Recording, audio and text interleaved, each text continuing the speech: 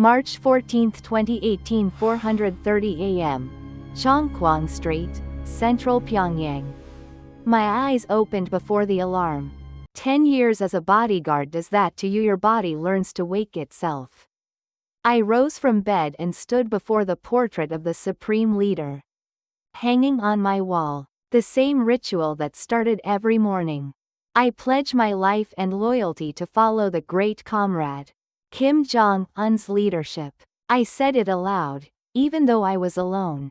No one could hear me, but if I didn't say it, the entire day felt wrong. This was my life as company commander in the Special Security Battalion of the Supreme Guard. Command of the Democratic People's Republic of Korea. At exactly 500 a.m., the unit vehicle pulled up outside my quarters. A black van with no license plates. 3 fellow guards were already inside. We exchanged only nods. Conversation unrelated to duty was prohibited in the vehicle. The driver never spoke to us. 30 minutes later, we arrived at a location 12 miles north of central Pyongyang. A place that doesn't appear on official maps. An area inaccessible not only to outsiders, but even to ordinary party officials. We passed through 3 checkpoints. Underwent fingerprint and iris scans, before finally entering the main building. Company commander, today's schedule. The security chief handed me documents detailing Comrade Kim Jong-un's day, minute by minute. 1000 a.m., Central Military Commission meeting. 200 p.m., Nuclear Weapons Research Institute briefing. 500 p.m., Sports Administration Bureau visit. 800 p.m., return to private residence. My mission was clear: maintain exactly 8 to 12 meters distance from Comrade Kim Jong-un, while monitoring 360 degrees for threats. In 10 years, I had never once been more than 10 meters away. At 9:50 a.m., Comrade Kim Jong-un emerged from his office. White dress shirt, black people's suit.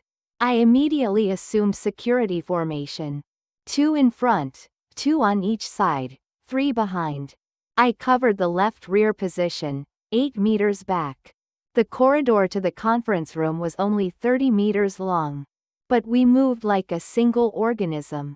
Our stride matched the supreme leader's pace exactly. My eyes constantly scanned the surroundings. Windows, ceiling, even ventilation grates in the walls. Threats could come from any angle.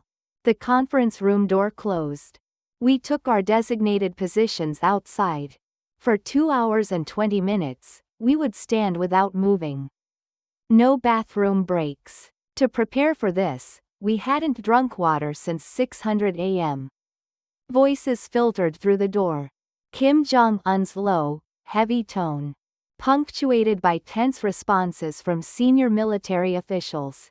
Yes, we will do as you say, comrade. We deeply regret our shortcomings. Whenever someone was being reprimanded, the air in the corridor grew heavier. At 12:10 p.m., the meeting ended. The door opened and officials emerged. Every face was drenched in sweat. It wasn't just from the overheated conference room. Despite it being only mid-March, the Minister of People's Armed Forces came out last. His hands were shaking. Comrade Kim Jong-un emerged. His expression was calm, but I knew what lay behind that calm exterior. There are things only someone who has watched from 10 meters away for 10 years can know. Lunch was served in the special dining room, on the 3rd floor of the main building. We waited in the corridor. 30 minutes later, the meal concluded, and the afternoon schedule began. At 2:00 p.m., the Nuclear Weapons Research briefing. This time in an underground conference room. Below the 3-story building, a bunker-style room 5 floors deep. Even during the elevator descent, our security formation remained intact. In the waiting room outside the underground conference room, I checked the CCTV monitors. 16 screens showed every space inside the building in real time. Corridors, stairways, bathrooms, and even inside ventilation ducts. Not even a mouse could escape our surveillance net. That's when it happened. Monitor 3. A man hesitated briefly in front of the second floor bathroom at the end of the corridor. A male researcher in his 40s from the Nuclear Institute. Just before opening the bathroom door, he glanced back. Just 2 seconds. But those 2 seconds were wrong. Verify identity, Zone 3 researcher. I radioed the command. 30 seconds later, the response came. Ri Myung-chul, age 42, PhD in nuclear physics, loyalty rating. First class, no issues. On paper, everything checked out. But my instincts caught something. That man's eyes had wavered for a moment. Comrade Ri Myung-chul, register for separate investigation. I filed the report. This was our job. Suspicion didn't need to become certainty. Suspicion alone was enough. A week later, Ri Myung-chul was purged. The charge, wavering in revolutionary conviction. I don't know specifically what he did. I didn't need to know. At 5:00 p.m., we visited the Sports Administration Bureau. This time, an outdoor inspection of a newly constructed swimming facility. In the Taedonggang district of Pyongyang. We arrived 30 minutes before the building entry to inspect every space. Bathroom ceilings, behind locker room shelves, and even the swimming pool drains. Comrade Kim Jong-un arrived. The construction managers bowed in unison. Glory to our beloved Marshal. He nodded and toured the facility. I followed from 12 meters back. My eyes continuously swept the area. Construction workers, visiting athletes, journalists with cameras. All had undergone prior identity verification. But I couldn't relax my vigilance. Then a female athlete stepped forward. Early 20s, national swimming team member. Kim Jong-un shook her hand. Photographers' shutters clicked in unison. In that moment, I saw the athlete's hands. They were trembling. Of course they were. Who wouldn't tremble, shaking hands with the supreme leader? But I could tell the difference between trembling from honor and trembling from fear. This athlete's hands showed the latter. After the handshake, the athlete stepped back. Tears welled in her eyes. Those around her saw them as tears of emotion. But I knew better. Those were tears of relief. Relief that she had survived. At 8:00 p.m., Comrade Kim Jong-un returned to his private residence. We accompanied him to the residential guard post, then completed the handoff. A separate Special Forces unit handled security inside the residence. At 9:00 p.m., I returned to my quarters. 15 hours of duty had ended. But it wasn't truly over. Upon returning to quarters, I had to immediately write the daily duty report. Timeline of movements, contact personnel, unusual incidents, and suspicious targets. 5 pages of A4 paper, written every single day. While writing the report, I thought, why am I doing this work? In the beginning, it had been clear. Protecting the homeland, the honor of guarding the supreme leader. But now, after 10 years, I couldn't be certain. The things I had seen today. The sweat-soaked faces of officials. Trembling hands. Eyes filled with fear. And the researcher who glanced back for 2 seconds. Where was he now? Probably in a transport vehicle. Heading to a political prison camp. I had pledged loyalty. Every morning, every evening. But something inside me was slowly fracturing. The things I'd witnessed from 10 meters away had accumulated until they became a weight I could no longer ignore. At 11:00 p.m., I submitted my report and lay in bed. Staring at the ceiling, I thought.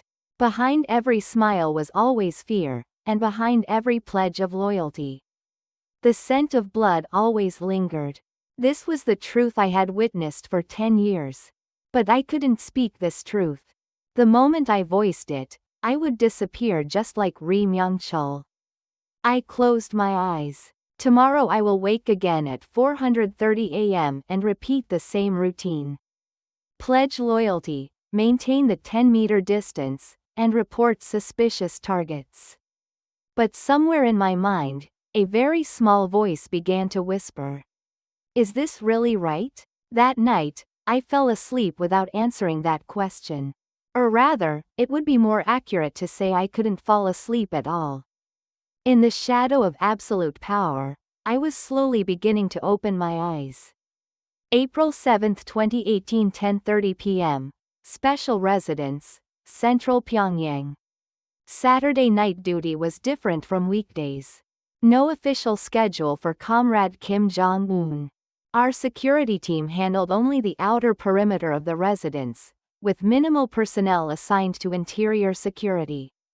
I sat on a chair at the end of the second-floor corridor of the main residence, in front of the CCTV control room. Inside the control room, Security Officer Captain Park Il-sung sat alone, watching the monitors. He was my contemporary. In 2008, we were both assigned to the Supreme Guard Command. 10 years, and we'd barely exchanged a word. There were no friends here, no colleagues. Only watchers and the watched. 11:00 p.m. The control room door opened. Captain Park came out for a cigarette. Company commander, 2 hours until shift change. Understood. We exchanged these brief words and returned to our positions. Captain Park headed to the emergency stairwell at the end of the corridor. I remained in front of the control room door. But shortly after he left, I heard something strange coming from inside. Music, an upbeat melody, a woman's laughter, and an unfamiliar language. Korean, South Korean. In the early 2000s, I'd undergone enemy broadcast identification training at the State Security Department. Learned to distinguish the enemy's psychological warfare broadcasts. It had the same feel as the cheerful K-drama Ost I'd heard back then. I carefully pressed my ear to the control room door. The sound was coming from Monitor 3's speaker. Monitor 3 showed the camera feed of Kim Jong-un's office and personal living room. No way. I peered through the door crack. The empty control room, 16 monitors, but screen 3 was glowing unusually bright. On screen a spacious living room, a large sofa, and sitting on that sofa, watching TV the back of Kim Jong-un's head. On the TV, a South Korean drama was playing. A modern apartment, bright lighting, well-dressed people laughing and talking. No subtitles. The original version. Comrade Kim Jong-un sat motionless, staring at the screen. My heart pounded wildly. This was forbidden. Watching South Korean broadcasts meant direct transfer to a political prison camp for ordinary citizens, and purging even for party officials. But right before my eyes, the highest authority of all was watching the forbidden screen. Why? Why is he watching this? I stepped back from the door and returned to my position. But that scene wouldn't leave my mind. Bright streets, people laughing freely, modern buildings. The place we'd been taught was an American colony, hellish South Korea. Why did it look so bright and prosperous? 5 minutes later, Captain Park returned. He entered the control room without a word. I wanted to ask him, did you see it too? Don't you think this is strange? But I couldn't open my mouth. Here, questions meant suspicion, and suspicion meant betrayal. Midnight passed. I still sat in the corridor chair. No more sounds came from the control room. Comrade Kim Jong-un had probably finished watching. 100 a.m. The relief team arrived. I completed the handoff and boarded the unit vehicle. Even in the car, that scene kept replaying in my mind. The silhouette is sitting on the sofa watching a South Korean drama. He was human, too. An ordinary person with curiosity about the outside world. On the way back to quarters, I saw Pyongyang's night view through the window. Murray Scientist Street along the Tumen River, the high-rise apartments of Ryomyong Street. The lights were dazzling, but somehow felt empty. No people on the streets. After 100 a.m., even Pyongyang citizens had restricted movement. 200 a.m., arrived at quarters. I lay in bed staring at the ceiling. And I made a decision. I need to see it too. That screen. April 15, 2018, 300 p.m., Security Room, Basement Level 2, Supreme Guard Command Headquarters. I volunteered for Sunday afternoon duty. Sunday afternoons were the quietest time on base. Kim Jong-un spent weekend afternoons with his family, and our security team deployed minimal personnel. The security room had recording equipment. All CCTV footage was stored on servers for 72 hours before automatic deletion. But footage with unusual incidents was separately backed up. I told the security room supervisor. Need to review last Saturday night's footage. Have some items to check. What items? Abnormal audio source detected in Monitor 3 area. Need verification. He didn't question it. I was a company commander, and security checks were within my purview. He gave me the server room password, and I entered alone. I sat in front of the server room computer. My hands trembled. What I was about to do was a clear violation of regulations. But I couldn't stop. I had to know whether what I'd seen was real, or whether I was losing my mind. Date selection April 7, 2018. Time 23:00–24:00. Camera 3. I pressed play. Kim Jong-un's living room appeared on screen. 2315, he sat on the sofa. Remote in hand. He turned on the TV. Changed channels. Once, twice, 3 times. Then stopped. Korean subtitles appeared on screen, SBS Weekend Drama Special. And the drama began. Modern Seoul streets. Myeongdong at night, neon signs, people shopping, couples talking in front of cafes. I held my breath and watched the screen. Is that really South Korea? The South Korea we'd learned about was different. Land trampled by American soldiers, hell where 80% of the population starves, lawless land with daily riots. But the Seoul on screen was brighter than Pyongyang, more prosperous, and looked freer. The drama told an ordinary family story. Father, mother, 2 children. Laughing and talking at the dinner table. Father talked about work, mother about the neighbors, and son about school. Ordinary conversation. No politics, no praise for the supreme leader. People can laugh so comfortably like that. The family's living room on screen. Spacious and clean. Large TV, sofa, bookshelf. Through the window, Seoul's night view.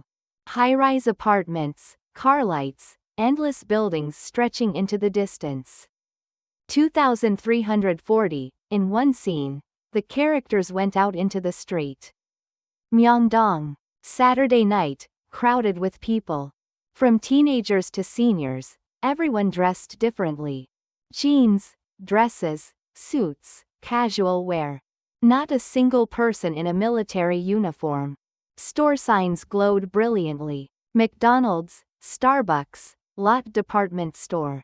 Unfamiliar names, but somehow I wanted to go inside. The people on screen went in and out freely. Without anyone's permission. I watched Kim Jong-un's silhouette. He too sat motionless, staring at the screen. For 40 minutes, he never left his seat. Midnight. The drama ended. Comrade Kim Jong-un turned off the TV and stood up. The camera screen went dark. I stopped playback, and sat there for a long time. Why did he watch it? What was he trying to confirm? The answer was clear. He was curious about what South Korea was really like. How the people we call enemies actually live. And that curiosity, I felt it too. I took out a USB drive. An encrypted USB issued by the unit. And I copied that video file. 40 minutes of footage. 40 minutes that would change my life. File copy complete. I put the USB in my pocket and left the server room. Walking down the corridor, my legs shook. If this USB were discovered now, I would be arrested immediately. Treason, leaking state secrets, minimum 20 years in a political prison camp. But I couldn't stop. That screen kept circling in my mind. Bright streets, smiling people, free conversation. That's supposed to be enemy propaganda? Why does it look more human? April 18, 2018, 1100 p.m., quarters. I turned on my laptop. The unit-issued laptop had internet disabled, but USB playback worked. I locked the door, drew the window curtains, and plugged in earphones. I opened the file. The drama began again. This time I watched with full attention. The family's house on screen. The living room bookshelf was full of books. Novels, history books, and even books by foreign authors. Books that could be read without anyone's permission. Kitchen scene. The refrigerator opened to reveal abundant food. Meat, vegetables, fruit, milk. No ration cards, no approval documents needed. Street scene. People walked freely. No police, no checkpoints. Talking on cell phones, laughing, and taking photos. Is this really the same peninsula? I paused the drama and thought. Pyongyang and Seoul, divided for 70 years. Same people, same language. But completely different worlds. Pyongyang rationing system, movement restrictions, ideological censorship, public executions. Seoul free market, free movement, freedom of expression, rule of law. Everything we were taught was a lie. That thought filled my mind. Everything learned over 30 years. South Korea is hell, we're paradise on earth, the supreme leader is the nation. All lies. I shut the laptop and looked out the window. Pyongyang at night. The lights were dazzling, but the streets were empty. After 1100 p.m., no one could go outside. Even with a travel permit, there was a risk of being summoned by the State Security Department. What is freedom? For the first time, I asked myself that question. A word I'd never once considered in 30 years of life. Freedom. In our system, that word meant bourgeois ideology, imperialist poison. But the people on screen looked free. They could choose what to eat, where to go, what to say. And they looked happy. 100 a.m. I hid the USB deep in my desk drawer. And lie in bed. I can never go back now. The moment I saw the forbidden screen, my life had already changed. Doubt had grown larger than orders, truth heavier than loyalty. That night, in Pyongyang's darkness, I dreamed of Seoul's light. May 2, 2018, 900 a.m., conference room, 3rd floor, Supreme Guard Command Headquarters. Company Commander, we've received reports about unusual behavior in your recent duty performance. Political Department Deputy Director Colonel Ri Chul-soo threw documents across the table at me. The papers bore my name stamped with, subject under observation.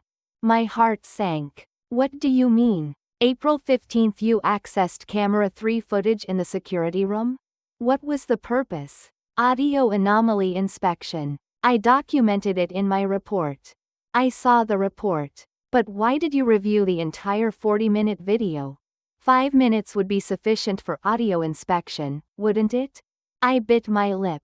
A mistake. I'd watched too long. Someone had checked the server access logs. I wanted to be thorough. Really? Then why did you use a USB? The server room has a record of USB port usage. I couldn't breathe. Everything was monitored. Server access, file viewing, USB connections. All recorded. Backup purposes. In case of emergency, submit that USB. Right now. I reached into my pocket. But the USB wasn't there. It was hidden in my quarters, in the desk drawer. Colonel Ri smiled coldly. Don't have it? Then submit it by 300 p.m. today. If you don't, the State Security Department will search personally. At that point, neither you nor your family can be guaranteed safety. Family. That word froze my entire body. My parents lived in Pyeongtaek, South Pyongyang Province. Father was a retired lieutenant colonel in the People's Army, and mother an elementary school teacher. If I caused problems, they'd be dragged into under collective punishment. 3 generations sent to the camps together. Yes, I'll submit it. I left the conference room. Walking down the corridor, I thought until 300 p.m. 6 hours. 2 choices: submit the USB and face investigation, or run right now. But where? Escaping from Pyongyang was nearly impossible. Triple checkpoint networks, state security surveillance, the informant system. I'd be caught before making it 10 kilometers. 1000 a.m. I applied for emergency leave. Got 2 hours approved under personal item retrieval. Took a unit vehicle to my quarters. Looking out the car window, Pyongyang streets. Early May, the weather had warmed.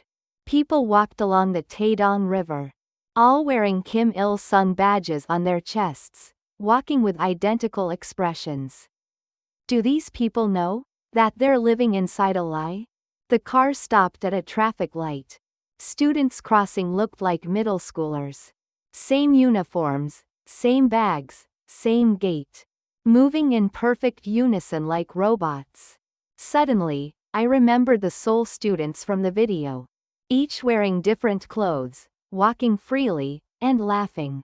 Looking at phones, joking with friends, going into convenience stores to buy snacks. No permits required, no ration cards. When will these children learn the truth? 10:40 a.m., arrived at quarters. I entered my room and opened the desk drawer. The USB was there. Palm-sized object, but heavier than my life. I sat holding the USB. Checked my watch. 4 hours until 300 p.m. What happens if I submit it? I'd be interrogated. Why did you copy it? Who did you show it to? Do you harbor anti-party, anti-revolutionary thoughts? I'd have to prepare for torture. The State Security Department's underground interrogation rooms. I'd heard rumors that people who went in never came out mentally intact. If I run, my family would be in danger. Parents, plus my older sister and nephew in North Hamgyong Province. Collective punishment extends 3 generations. They'd all be dragged to political prison camps. I turned on my laptop and watched that video one last time. The drama played. Seoul streets, bright cafes, smiling people. One scene caught my attention. University students debating in a cafe. I oppose this government policy. This is clearly wrong. I agree. Next election, I'm voting for a different party. They criticize the government without hesitation. Other people in the cafe listened to their conversation casually. No one reported them. No one came to arrest them. A country where you can criticize the government and live. My mind went blank. In our country, criticizing Comrade Kim Jong-un meant death. Public execution, political prison camps, disappearance. Family included. I shut the laptop and looked out the window. Beyond the quarters window, downtown Pyongyang. Tower of the Juche Idea, Grand People's Study House, Kim Il-sung Square. All magnificent and massive, but the people living inside were small, oppressed, monitored. Noon. I made my decision. I must speak the truth. I won't submit the USB. And I won't run either. Instead, I'll gather more evidence. Not just Kim Jong-un watching South Korean broadcasts, but everything that can prove this system's contradictions. I returned to the base. 100 p.m., arrived at headquarters. Headed to Colonel Ri's office. Knocked on the door. Enter. I went in and saluted. Colonel Ri checked his watch.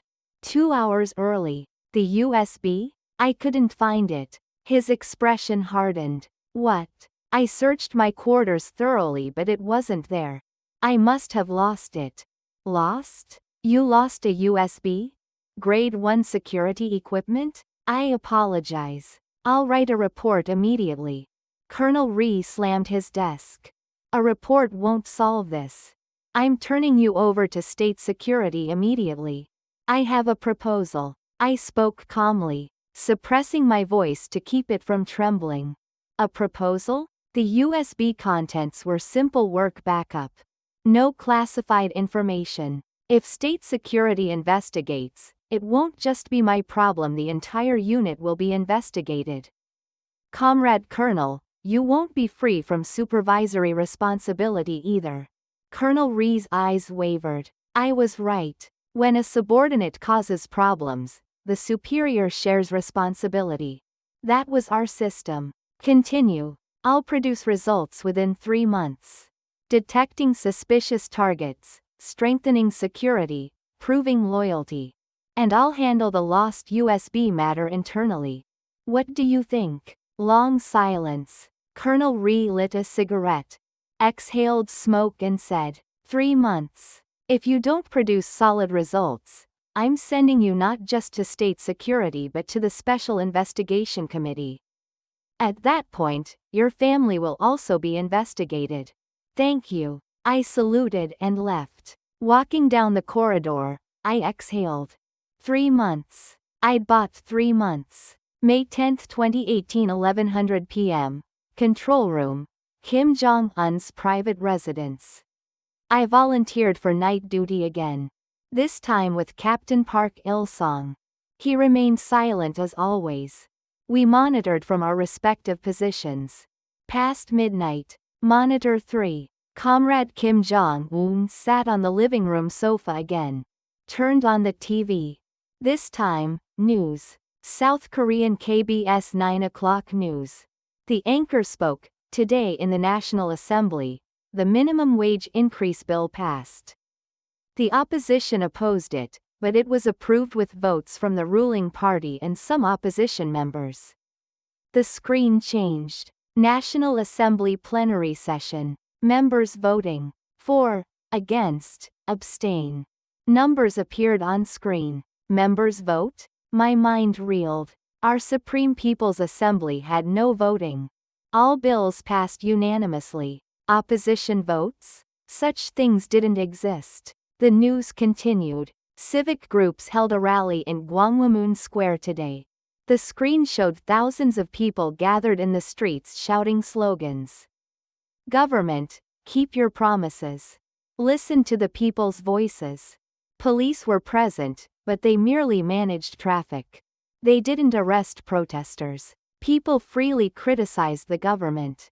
Is it possible? I couldn't believe it. In our country, street rallies meant rebellion. If even 10 people gathered, state security mobilized.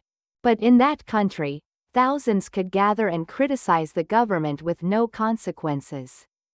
Comrade Kim Jong-un watched the news for 30 minutes. His expression was unreadable. I couldn't tell what he was thinking. The news ended. TV turned off. Comrade Kim Jong-un stood and walked to the window. Looked down at Pyongyang's night view. And stood there for a long time. Watching that silhouette, I thought. Do you know too, that all of this a lie? 200 a.m., duty ended. In the car returning to quarters, I made my decision. I need to see more. And record it. Arrived home, took out a notebook. And wrote what I'd seen today. May 10, 2018. Comrade Kim Jong-un watched KBS News. Confirmed National Assembly voting. Citizen rally scenes. South Korea is different. People can criticize the government and live. They decide by voting. They can hold rallies. Is this democracy? Closed the notebook and hid it deep in the desk drawer. Along with the USB. Now I had 2 pieces of evidence. 1 video, 1 notebook. Someday, these would prove the truth. May 25, 2018, 200 p.m. Supreme Guard Command Headquarters. 3 weeks passed. I deliberately caught 2 suspicious targets. One was a guard who dozed during duty, the other a communications soldier who used the expression, "It's hard," in a personal letter. Both minor infractions, but I wrote and submitted reports. Colonel Ri was satisfied. "Company commander, your loyalty is indeed solid." I bowed my head. Hypocritical loyalty, but necessary performance to buy time. That evening, I watched South Korean broadcasts again. This time, a documentary, North Korean defectors' settlement in the Republic of Korea. A woman in her 40s appeared on screen. I defected in 2010. At first it was very difficult. Everything was unfamiliar, even the Korean language was different. But now I run a small restaurant. I don't regret my choice. She was smiling. A real smile. Unmonitored, unperformed, genuine from the heart. Could I smile like that, too? The screen changed. A male defector in his 20s. "I'm attending university in South Korea. I can learn what I want to learn.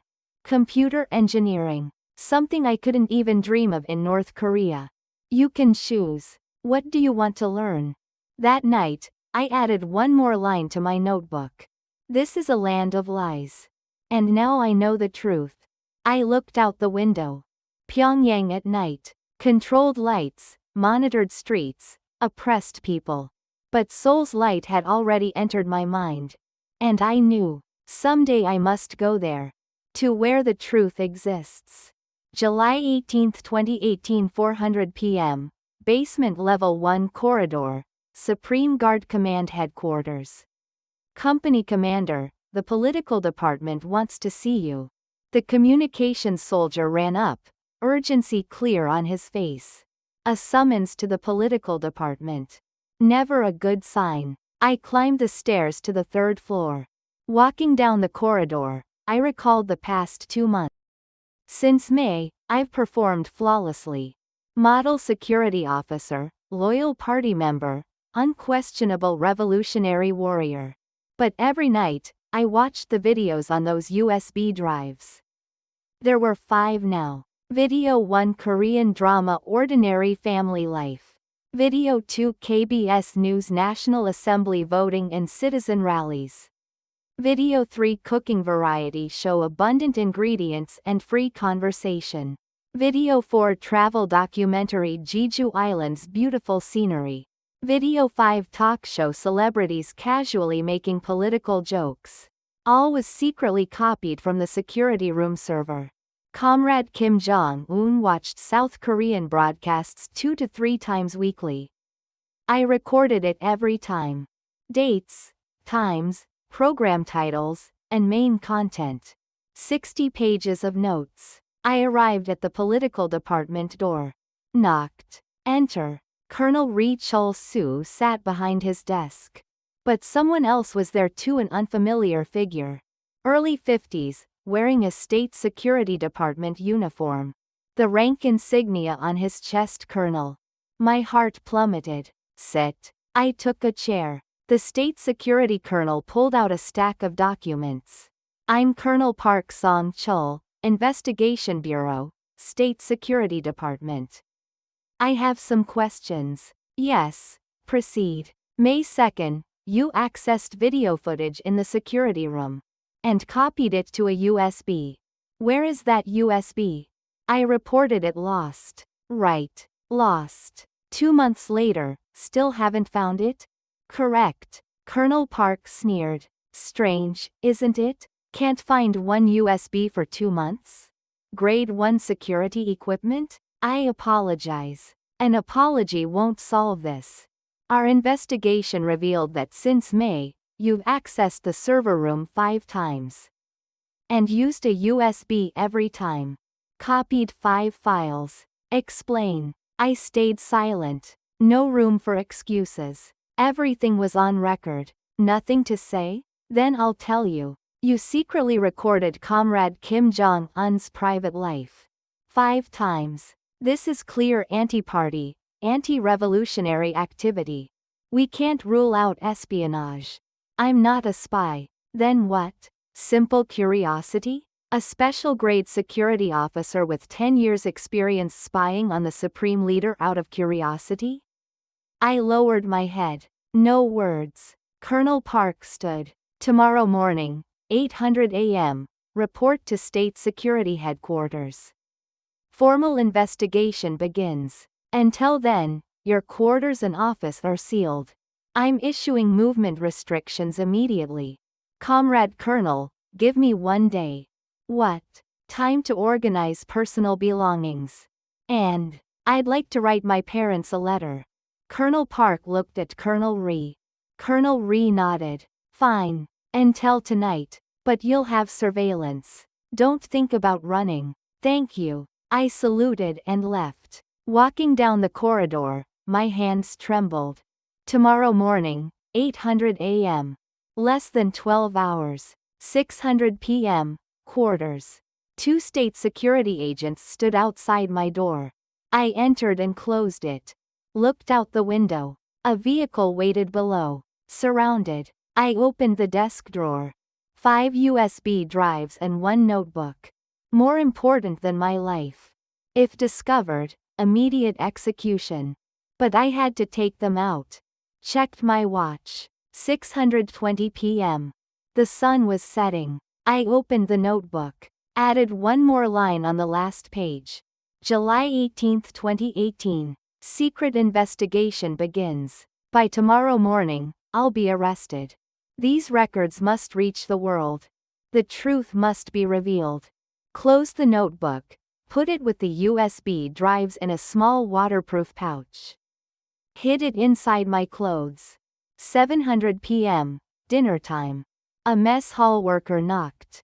Company commander, evening meal. Bring it in. He entered carrying a tray. Rice, kimchi, soybean paste soup. Ordinary dinner. But I couldn't eat. The worker left. I approached the window. 5th floor. Couldn't jump. Going into the corridor meant immediate detection by surveillance agents. No escape route. 8:00 p.m. Darkness fell. Pyongyang night. I paced the room slowly, thinking. 10 years. I've lived here for 10 years. Supreme Guard Command Special Security Battalion. My entire life. I'd been proud. The honor of serving the Supreme Leader closely. But during those 10 years, I'd seen too much. Lies, purges, fear, hypocrisy. And for the past 2 months, I'd seen another world. The screens in those USB drives. Freedom, prosperity, laughter, truth. I have to choose. 9:00 p.m. I made my decision. I would run. Even if it seemed impossible, I had to try. Tomorrow morning, everything ends. This was my last chance. But where? Escaping from Pyongyang was suicide. Checkpoints, state security, and the informant system. Everything blocked escape. Tumen River. The words surfaced in my mind. North China border. 800 miles away. Pyongyang to North Hamgyong province. Even in normal times, impossible to travel that distance without permits. But I had one advantage. Supreme Guard Command ID card. With this, I could pass most checkpoints. At least until tomorrow morning at 8:00 a.m. 1000 p.m. I started packing. Minimal clothing, water, and a few hardtack biscuits. And 50,000 won in cash. Everything I'd saved in 10 years. At the bottom of the bag, I placed the USB pouch. This was most important. 11:00 p.m. The corridor went quiet. I carefully opened the door. 2 surveillance agents sat on chairs at the corridor's end. One was dozing, the other reading a newspaper. I quietly closed the door. Frontal assault impossible. There must be another way. I went to the bathroom. Opened the window. A small ventilation window. Couldn't be sure a person could squeeze through, but worth trying. Looked out. 5th floor, but only about 10 feet to the adjacent building's roof. And a thick power line ran between the buildings. Could I cross on that? Insane idea. A fall meant instant death. But getting dragged to state security tomorrow morning, that was death, too.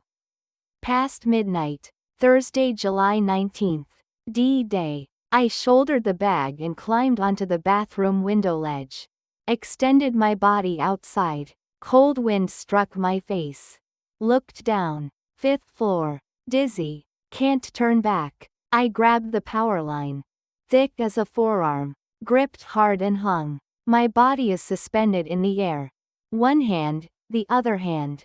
Slowly moved toward the adjacent building. 10 feet. Short distance, but felt like an eternity. My hand slipped. My body swung. Someone shouted below. There. Who's that? A surveillance vehicle agent spotted me. The flashlight beam hit my body. Escapee. Catch him. I desperately continued across the power line. Last 3 feet. Reached out and grabbed the roof railing.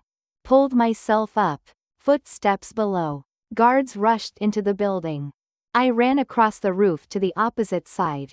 Saw stairs. Went down. 1st floor, 2nd, 3rd. Breath ragged. Opened the 1st floor emergency exit and went outside. Back alley. Dark, but I knew the direction. North. Toward the train station. I ran into the darkness. 1:30 a.m. Pyongyang Station. The station plaza was empty.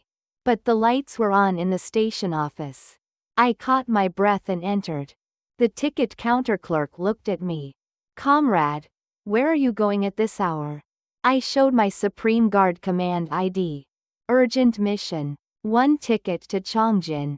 Chongjin, the northernmost city in North Hamgyong Province. 60 miles from the Tumen River. The clerk checked my ID. Hesitated, then issued the ticket. Departs 4:20 a.m. Thanks. I went to the waiting room. Sat in a corner chair and checked my watch. 2 hours, 50 minutes. Had to avoid detection until the train departed. A few passengers dozed in the waiting room. I pulled my cap down and lowered my head. 3:00 a.m. Sirens sounded in the distance. State security vehicles. The search had begun. 4:00 a.m. Vehicle sounds outside the station. State security had reached the station. I hid in the bathroom. 4:15 a.m. Train boarding announcement. The train to Chongjin will depart soon. Passengers, please. I left the bathroom and ran to the platform. The train stood there. Doors opened. A shout from behind. There. That man. State security agents rushed onto the platform. I boarded the train. Doors closed. The train slowly began moving. An agent ran alongside the train. Reached out, trying to grab the door. But the train accelerated. I looked out the window. The agent stopped, shouting into his radio. Probably contacting the next station. The train left Pyongyang Station. Raced through darkness. I sat in my seat and placed my hand on my chest. Felt the pouch. The USB drives were safe. Not over yet. 800 miles to the Tumen River. And then I have to cross it. Outside the window, dawn began to break. July 19, 2018, early morning. My escape had begun. The train headed north, toward freedom. July 21, 2018, 2:00 a.m. Tumen River, North Hamgyong Province. I'd been traveling for 48 hours without sleep. Train from Chongjin, then a bus, then on foot. At every checkpoint, I showed my Supreme Guard Command ID, my heart hammering in my chest each time. Either the arrest warrant hadn't reached this far north, or they never expected me to make it this far. Now I crouched in the reeds on the south bank of the Tumen River. Despite the July date, the temperature had dropped below 50 F. I was shivering not just from the cold. The river stretched before me, about 150 feet across.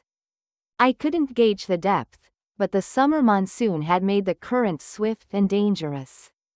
On the far side lay China. Freedom. Escape from North Korea's grip. But there was a problem: the border guards. 100 yards to my left, I could see the guard post, lights on. 2 soldiers patrolled the sector every 30 minutes. I'd been watching their pattern for the past 2 hours. I checked my watch 2:15 a.m. 12 minutes until the next patrol. Now or never. I secured my bag tightly, tucked the waterproof pouch deep inside my clothes, and emerged from the reeds. I started down the embankment. My foot slipped. I tumbled forward, rolling into the mud. The sound of rushing water grew louder. The river was ice cold. The moment I stepped in, a bone-chilling cold shot up my legs. You could die of hypothermia before you reach the other side. But there was no turning back. I waded in, knee-deep, waist-deep, chest-deep. The water kept rising. The rocks beneath my feet were slippery. The current was stronger than I'd thought. It tried to pull me downstream. I swam desperately. Once, twice, 3 times. My arms burned. I couldn't catch my breath. Water filled my mouth. I coughed. Just a little more. Just a little. 30 feet, 60 feet, 90 feet. Halfway there. Then a voice behind me, "Hey. Stop right there." A soldier burst from the guard post. A flashlight beam caught my face. "Runner. Shoot." Gunfire erupted. Bang, bang. Bullets whipped across the water. One struck near me, sending up a spray. I dove under, held my breath and swam. My lungs felt like they would explode. But I couldn't stop. 10 seconds, 20, 30. I'd reached my limit. I surfaced, gasping for air. Ahead, the Chinese bank was only 30 feet away. More shots rang out behind me, but they went wide. The darkness and current made it impossible for them to aim accurately. I gave everything I had left. 15 feet, 10 feet, 3 feet. My hand grasped mud on the far bank. I pulled myself up. I was on Chinese soil. I looked back across the river. North Korean soldiers shouted from the opposite shore. But they couldn't cross. They couldn't violate the border. I collapsed where I stood, gasping. My whole body shook. My wet clothes were already freezing in the wind. But I was smiling. I did it. I survived. August 15, 2018, 1000 a.m. Defector Support Center, Seoul. After crossing the Tumen River, I made my way through ethnic Korean villages in China to the South Korean embassy. The journey took 3 weeks. I met smugglers, hid from authorities, and evaded Chinese police. But the USB drive never left my body for a single moment. On August 10th, I arrived at Incheon Airport via Thailand. When I stepped onto South Korean soil, I wept. The place I'd only seen on screens, now I was standing on it. Now I sat in an interrogation room at the National Intelligence Service. An agent sat across from me. "We've confirmed your identity. Former company commander in the Supreme Guard Command Special Security Battalion. Quite an unusual case." "Yes, sir. We've examined the USB drives you brought. The contents are remarkable." Video of Kim Jong-un personally watching South Korean broadcasts. "Is this authentic?" "It's authentic. I recorded it myself. Every date and time is documented." The agent opened his laptop. A familiar video played on screen. Kim Jong-un sitting on a sofa, watching a Korean drama. "How did you record this?" "I guarded Kim Jong-un for 10 years, from a distance of 10 meters. I had access to the CCTV control room. And I witnessed him watching South Korean broadcasts 2 to 3 times every week." "Why did you record it?" I paused, then answered. "I wanted to prove the truth. That even someone at the very top of the North Korean system is curious about South Korea. That their claims about hellish South Korea are lies. And I wanted to confirm it for myself, whether everything I'd been taught for 30 years was real or fake." The agent nodded. "This material is extremely valuable. It's definitive evidence of the regime's hypocrisy. However, he paused. It will be difficult to release publicly. There are diplomatic concerns, and North Korea would likely deny it. They'd claim it's fabricated. My fists clenched. It's not fabricated. I risked my life to bring this out. I know. That's why we're considering another approach. What about releasing it through the media? With your testimony. September 3, 2018, 8:00 p.m. Broadcasting Studio, Mapo District, Seoul. Ladies and gentlemen, tonight we have a very special guest. A defector from North Korea's Supreme Guard Command, Mr. Kim Sung-ho. The camera focused on me. My face was pixelated, my voice digitally altered to protect my family still in North Korea. Mr. Kim, you guarded Kim Jong-un for 10 years? Yes. I protected him from 10 meters away. I saw his every move. And you witnessed something remarkable? Yes. Kim Jong-un regularly watched South Korean broadcasts. Dramas, news, entertainment programs, things absolutely forbidden to North Korean people. Footage from the USB played on screen. Kim Jong-un's silhouette, a Korean drama reflected on the TV. We'd reduced the clarity and adjusted angles to avoid questions of authenticity. What does this reveal? I answered slowly, he knows. He knows what South Korea is really like. What freedom means. But he tells his people lies. South Korea is hell, we live in paradise on earth. This is the essence of the North Korean system. The top knows the truth, but forces lies on the people. Why did you decide to defect? I saw that screen. The forbidden screen. And my eyes were opened. Everything I'd been taught for 30 years was a lie. I couldn't live with lies anymore. I wanted to live for the truth. The interview lasted an hour. My story went out over the airwaves. October 12, 2018, 3:00 p.m. A Cafe, Jongno District, Seoul. After the broadcast, my life completely changed. Media attention, support from defector organizations, and endless questions. Did Kim Jong-un really watch Korean dramas? Is North Korea really that terrible? Do you regret it? The answer to that last question was clear, no regrets. Now I sat in a cafe, looking out at the street. Seoul. The streets I'd seen on screens. People walked freely, laughing, talking.